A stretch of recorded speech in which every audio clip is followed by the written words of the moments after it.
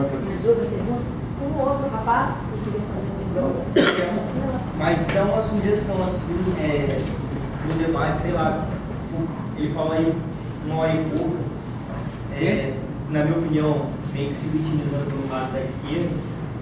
Mas sei lá, acho que deveria ter uma outra pessoa defendendo também os pontos da direita, porque, sei lá, ficou quase 1h falando que a gente é vítima, a gente apoia, não sei o quê, mas você tem que rever também que a esquerda também extrema é violenta também. Mas deveria ter alguém. Não é livre para manifestar sua opinião. Eu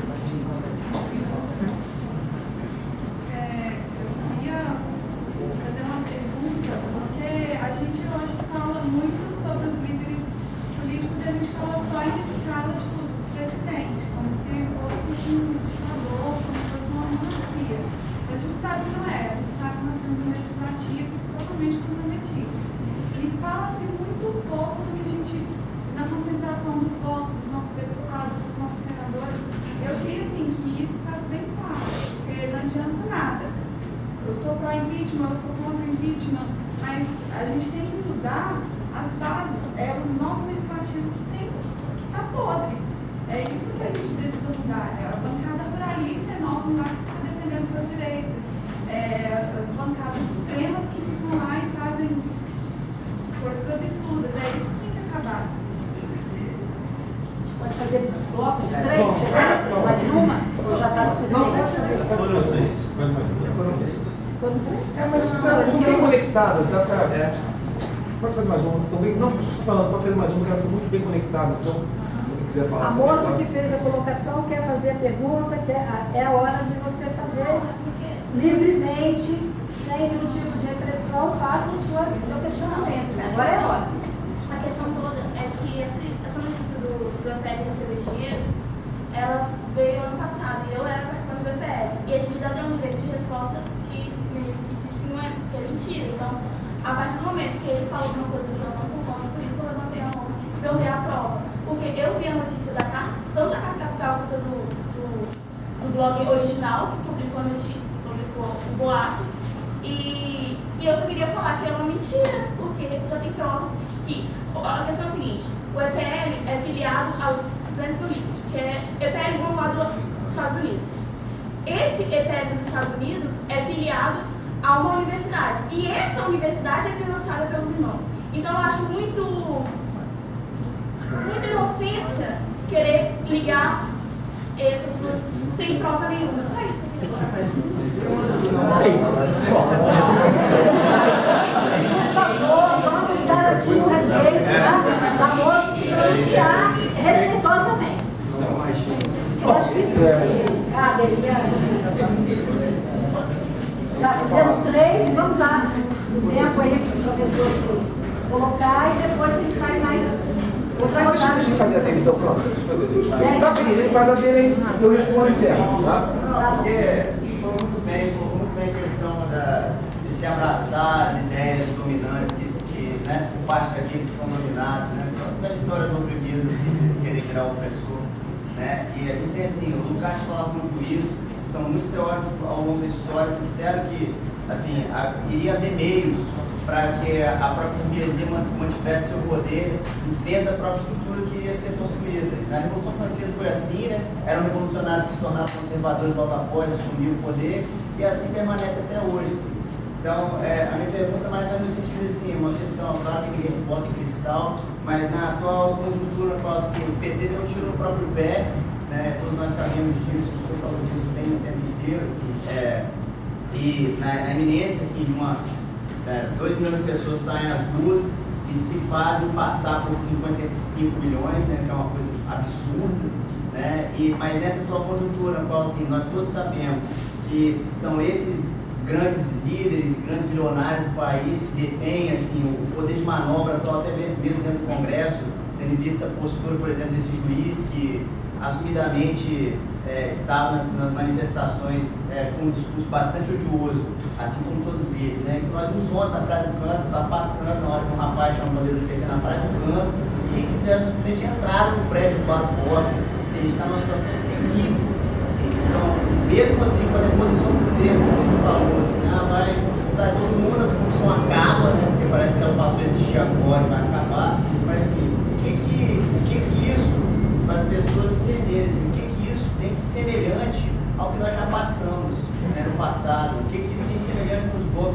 4, que isso tem de semelhante com diversos dos golpes que nós já tivemos ao longo da história, né, que mostravam uma faceta de ideias revolucionárias por parte de uma burguesia interessada, né, e que deixava até os próprios trabalhadores com as mãos atadas, que a gente faz. Eu queria só colocar essa observação como meio de... Vamos lá. Primeira questão dele, você fala assim, como é que fica esses dois lados aí na perspectiva no futuro, e qual alternativa que tem nesse meio, né? Primeiro eu vou dizer o seguinte, claro que aqui é previsão. Previsão você pode estar 100% errado, ou pode estar 100% certo, ou pode estar 50% certo, 50% errado, enfim. Mas eu acho o seguinte, no caso de uma queda desse governo, bom, se cair o governo, teria que cair o Milton Temer também, tá? Que fez parte da chapa, assumiria Eduardo Cunha. Eduardo Cunha, se for processado, tá? Seria aí o presidente do Supremo Tribunal Federal, que teria que convocar novas eleições. Convoca-se novas eleições, suponhamos que Aécio Neves ou alguém do PSDB seja eleito. Zé Serra, qualquer coisa. Suponhamos que aconteça isso. Um dos lados vai acabar. A Globo vai voltar a ser o que ela sempre foi, o jornalismo que não investiga, que não é crítico, que não fala de corrupção, como ela foi em todos os governos anteriores. Aí, não tendo escândalo para o qual se manifestar, não tendo o ódio para quem dirigir, o pessoal vai voltar a fazer o que fazia antes. Porque essa movimentação na sociedade é coisa de... não chega a uma década. Não chega a uma década. É menos de 10 anos que começou isso. E quando os meios de comunicação voltarem a fazer o que eles sempre fizeram, quando os interesses das grandes empresas internacionais tivessem sido atendidos 100%, não vai ter mais movimentação. Vai continuar o quê? Os movimentos sociais tradicionais continuam atuando, os setores do movimento sindical continuam atuando, e então esse conflito acaba. Esse conflito acaba, com certeza acaba, porque... por exemplo, por que não tem movimento contra a corrupção no governo do Estado? Sendo que já tem diversas indícios, inclusive investigações da Polícia Federal que liga para o Atum uma série de coisas. Por que não tem um movimento do Espírito Santo Livre? Não tem estudantes pela liberdade contra o governo Paulo Atum? Por que não tem contra os prefeitos e as câmaras de vereadores corruptas? Por que não tem contra aquilo que ela falou? Não sei se é o nome, desculpa, mas ela falou. O poder no Brasil é dividido, Amanda, né? É dividido em várias instâncias. Por que de repente, pessoal, vou manifestar contra a corrupção no governo federal, só no governo federal, e na parte que diz respeito ao PT? O PP é o partido que, foi base de apoio do PT, é o partido com mais políticos envolvidos na Operação Lava Jato. E ninguém tem ódio ao PP. Já viu alguém com ódio ao PP? Sai com a bandeira do PP na rua, ninguém vai te bater. Por qual motivo? Por qual motivo? Então, não é um movimento que deseja um país melhor, é um movimento que há pessoas bem intencionadas que estariam militando em outro lugar, mas o único canal que viu foi esse, mas um movimento criado para falar, é para tirar o PT e é para tirar o governo Dilma. Depois que ele acabar, não tem problema. Talvez continue, porque muitas pessoas estão vivendo disso, continue para fazer uma campanha anticomunista, para, sei lá, organizar palestra do Olavo de Carvalho, né? Alguma coisa assim. Então, a minha previsão é que isso não continua. Isso não continua. De qualquer maneira, é preciso que os movimentos sociais se rearticulem. Porque, como ele falou, o PT deu um tiro no pé. Aí deu um tiro com a 12. E aí espalhou para todo mundo que estava com o pé perto. Tá? Acertou os fragmentos do pé de quem estava do lado. Tá? Então não foi só no pé dele. Esse é o problema. Então é preciso uma rearticulação. A começar em cada local. E nesse momento de rearticulação, a reflexão, o estudo, a análise estratégica é fundamental. Aí tem gente que fala assim, então você está dizendo que a luta tem que ser teórica. Não é isso. No momento, é preciso, porque o pessoal da nossa esquerda atual também está meio fraquinho de estudo, tá? Está meio fraquinho de estudo. Quando você tinha movimento estudantil uns tempo atrás, quem fazia parte? Darcy Ribeiro, Sérgio Buarque de Holanda, eles brigavam, eram pessoas. Oi? Florestan Fernandes. Eram pessoas que, além de estar militando, eram profundos elaboradores que deixaram um legado para o Brasil de teoria. Eles estudavam para burro. Então é momento também de fazer isso. É momento de utilizar o conhecimento como hábito de luta para uma sociedade melhor. Então, eu acho que é isso, a gente se rearticular e principalmente baseado no conhecimento. Não é transformar a luta numa luta teórica. Porque hoje o pessoal está se organizando sem estudo, sem nada, seduzido por teorias meio assim fragmentárias, teorias meio assim que falam de resistência e tal, mas que não tem uma unidade, e estão fazendo merda, perdão da palavra, né? Estão fazendo merda, não sabem o que reivindicar. Acaba criando inimigo entre o seu colega. Então, eu não posso lutar com você contra o racismo porque você é branco. Então, branco não pode ser contra o racismo. Tem movimentos que chegam a dizer que só pode falar de uma opressão quem vivencia essa opressão. Eu falo, caramba, e eu que sou árabe? Eu sou branco, classe média, eu sou professor da universidade, ganho salário para ser classe média, sou homem, sou hétero, então eu não posso lutar por ninguém, só pelos árabes? É o quê? Quer me tirar da luta? Então, sabe, é uma coisa que precisa refletir. Precisa sentar, precisa falar mais sobre isso. Agora, por que não tem uma pessoa para falar com ideia de direita porque identificou uma ideia com ideia de esquerda? Não é assim que as coisas acontecem. Não é, por exemplo, um vai defender A, outro vai defender B, num debate de televisão, 2 candidatos no governo. As pessoas, quando falam, elas se credenciaram para falar, receberam o convite por algum motivo. Ou porque já falam sobre isso em outras instâncias, ou porque escrevem sobre isso, ou porque elaboram sobre isso, e elas vão se credenciando, o convite aparece. Evidentemente, o fato de eu estar aqui e você ter identificado minha posição, significa, você identificou minha posição porque eu fui tão claro, e tão explícito, e tão honesto com você, que você identificou com base em que, ou com base em que lado, ou que compreensão eu falo. Eu acho que isso é saudável. E espero que um dia, se outros se credenciarem para falar no outro lado, no outro aspecto, que ele seja suficientemente honesto para não dizer que a ideia dele é a ideia certa, como muitos professores falam em sala de aula. Então, eu fiz doutrinação, um outro vai falar de liberalismo, vai falar de direita, esse falou a verdade. Isso é desonestidade. Então, a gente tem que ter a cabeça aberta para ouvir tudo. Ouvir tudo, sem medo. Sem medo, inclusive, de ser convencido por um cara. Eu achei que eu sou de direita, mas o cara falou que ele é de esquerda e me convenceu.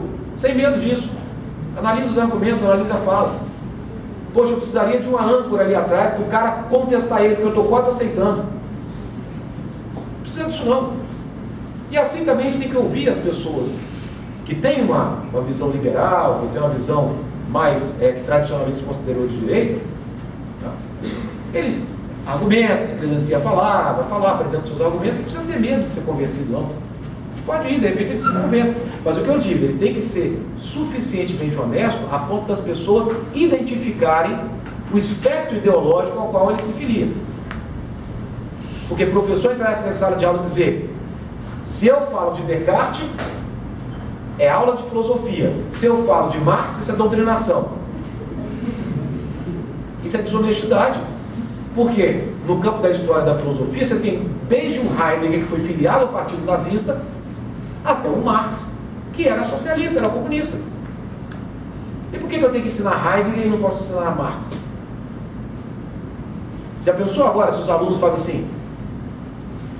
O professor de sociologia mandou fazer um trabalho sobre Kant, mas eu não sou positivista, eu me recuso a fazer um trabalho sobre Kant e virar herói. Isso é irracionalismo, isso é burrice, com perdão da palavra. Porque são pessoas que se credenciaram na história do pensamento para ser estudado. E eu detesto o nazismo. E como estudante de filosofia, eu não podia usar o argumento, não, mas Heidegger foi filiado ao partido nazista, eu não posso fazer trabalho sobre ele. Não, e tem muita coisa que Heidegger fala que é interessante na filosofia. Então é isso, não se trata de falar, então vai o cara falar do Flamengo, bota outro para falar do Vasco, senão vai ficar convencendo que o Flamengo é melhor. Se trata de, academicamente, teoricamente, você produzir no sentido da produção latiana, a descrever, de comunicar, produzir pensamento, que te leva a estar nesses espaços. Não é a minha identificação com o espectro ideológico que me leva aos espaços que eu dou para falar. Aqui, fora daqui, e muitas vezes já fui fora do país. Não foi porque eu fui convidado para ir em outros países. E não foi por grupos de esquerda, não foi por grupos de revolucionários, nem nada. Não é assim que a gente se credencia para falar. É assim que a gente é convidado. Não se trata de sempre ter que ter alguém para servir da âncora, para dizer, poxa, esse cara vai me convencer, cadê o outro para defender o meu time? E, por final, para encerrar... Tem só o professor Guilherme que está... É porque tinha a coisa dele para encerrar? Encerrar a sua Das resposta. semelhanças. Não encerrar a palestra. Não, encerrar aqui essa minha fala. Não, claro, eu estou à disposição. Não sei se todo mundo pode ficar tanto, mas eu estou à disposição, tirando o calor. Semelhança com outros processos, eu fiz aqui mais ou menos semelhança com outros países, né? Você tem semelhanças e diferenças, evidentemente, mas tem muitas semelhanças com o golpe de 64. Muitas semelhanças. Com preparação da sociedade, rejeição ao governo fraco, governo que não se decide. Tem muita semelhança, a gente não vai ficar prestando atenção nisso, tá? Eu acho que você falou sabendo que tem, né? Não, bom, primeiro dizer que eu gostei muito, achei perfeito o salário. Eu gostaria de perguntar várias coisas, eu acho que está de parabéns. Só um pouquinho, desculpa interromper, estou sendo que ela está saindo, falou lá, ela... cadê não? Saiu já? Já. Não queria falar, queria que ela estivesse presente. Ela me pede as provas. Não, na fala dela sobre as provas. Na fala dela sobre as provas. É exatamente essa vinculação. Essa ligação. Junto financeiro de Não, tudo bem. universidade, É só para dizer isso que eu gostei muito, suscita várias perguntas, mas eu sei que pelo horário aqui não dá para falar. Não dá para ficar questionando tudo. Eu queria só te perguntar o seguinte, é muito rápido, simples. O Congresso aprovou a lei que acaba com a reserva da Petrobras no pré-sal. O Senado. O Senado. Eu tive a impressão que com esse projeto Zé Serra aí, eu acho que vai passar, do jeito que está a Câmara de Deputados, ele passa e tal. Eu pensei que isso fosse dar uma refrescada aí na guerra. E pelo contrário, isso não aconteceu, né? Segundo, né? Esse é um ponto. E outro ponto, rapidinho também, que eu fiquei com curiosidade. Fica à vontade. Diferente disso, é a Argentina. A Argentina já está lá, essa eleição do Marco lá, já está no Brasil amanhã, não sei. Se tiver alguma coisa da Argentina, eu falar de jeito, gente. Sobre esse acordo do petróleo, o projeto de Serra, ele tira a obrigatoriedade da Petrobras participar, então de acordo com o governo que tiver, a Petrobras pode ou não, né? Ele acaba com a obrigatoriedade. Mas ainda mantém o regime de partilha, que não é muito adequado para quem quer o petróleo ser das empresas. Então ainda tem muito interesse nisso. Ele não acaba totalmente, depende do governo, se o governo quiser falar, não, a Petrobras vai participar de todas. Então o governo define todas. Então aí é preciso ainda ter um governo que não tenha nenhum pingo de nacionalismo na cabeça.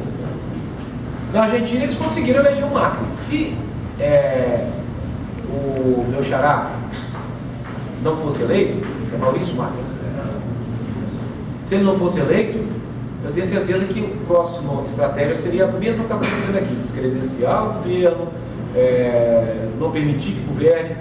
O fato, a semelhança aqui com o Brasil é que, no caso, acabou com margem pequena de votos, mas a Dilma foi reeleita. E lá, o sucessor da Cristina Kirchner não foi. Então, tranquilo, resolveu. Mas a estratégia é essa: tenta na eleição, se não conseguir por eleição, vai por esse passo do golpe suave. Lá eles foram mais bem sucedidos na eleição, no processo eleitoral. E aqui, se não conseguem esse golpe suave, vão investir pesado na eleição de 2018. Por isso já estão carcando Lula desde agora. Mais duas perguntas, e aí eu acho que a gente já pode encerrar, né? Essas duas perguntas, e aí... Professor, recentemente a gente acaba vendo jornais e são posições muito ambíguas, porque dão oportunidade para advogado, Lula falar, oportunidade para as pessoas falar. O final do Jornal Nacional acho uma coisa muito estreante que eu nunca vi, mostrou manifestações da esquerda, mostrou manifestações da direita, mostrou o povo não é bobo, abaixa a Rede Globo, no Jornal Nacional, E eu não estou conseguindo entender qual que é a contribuição da mídia para o atual momento que o Brasil está vivendo. Queria saber qual que é a sua posição em relação a isso. O outro já pergunta e aí já responde em blocos. Bom dia, professor. Meu nome é Mike. Eu queria fazer uma pergunta um pouco simples, mas uma pergunta complicada. Eu queria entender, que você passou, como que essa polarização do país político, no caso, sem PSDB contra PT, como que isso influencia na democracia e como que isso é um processo ruim ou bom para a nossa democracia, tendo em vista uma democracia tão jovem, está representada só em 2 polos. Professor, eu queria falar que eu achei muito bacana diversos pontos que o senhor falou, principalmente sobre o quesito sobre a área da comunicação. Sobre essa questão das novelas também eu achei muito bacana, que o senhor falou dessa questão do tiro, né, da manifestação. E uma coisa que as novelas ultimamente têm falado muito é sobre política, muito sobre política. Uma coisa que o senhor falou que eu achei muito bacana, essa questão de não debater, de não incentivar, tanto é que a gente tem uma frase, não se discute política, futebol e religião no Brasil. Isso é uma coisa muito presente. Dentro dessa questão da democratização da comunicação, que é uma área que eu trabalho, que eu achei muito interessante, que o senhor fez diversas ponderações sobre a própria questão da democratização, sobre a liberdade de imprensa e sobre a questão das mídias sociais que atualmente dizem que fazem, mas eu discordo muito, um contraponto às mídias, porque na verdade o que está na mídia social, o que está na Globo e o que sai na Globo repercute no Facebook e é uma coisa que é um ciclo. De certa forma, essa questão de que você tem muita gente falando sobre tudo e falando sobre nada. E falta de leitura, falta de conhecimento, que é uma coisa que o senhor falou também. O meu dilema enquanto jornalista que eu queria perguntar ao senhor é o seguinte: como produzir conteúdo para pessoas que não sabem, que não conseguem ou que não têm interesse em ler algo além de 140 caracteres? Porque essa explicação do senhor foi magnífica, eu achei essa ponderação muito bacana sobre a questão do petróleo, que é uma coisa que eu realmente não tinha parado para pensar, e eu não tinha feito essa ligação que realmente o bicho começou a pegar depois de 2006, depois de 2008, que foi quando o petróleo começou a entrar na agenda nacional. Pois é, e eu queria realmente perguntar isso, porque enquanto colegas na minha época de uma faculdade de jornalismo, que a gente, na UFES, que teoricamente deveriam ser compostos por pessoas que gostam de ler, eu trazia uma matéria da Piauí de 9 páginas e as pessoas falavam, é muito texto. Então, eu acho que a minha pergunta é essa: como vocês só têm que se comunicar com uma pessoa que não lê mais do que isso? E realmente, essa fala que o senhor deu é bacana, mas eu acho pouco provável que o senhor conseguiria, por exemplo, em diversos ambientes, talvez, conquistar, atingir, capturar a atenção das pessoas durante todo esse tempo. Enfim, esse é o meu dilema enquanto profissional.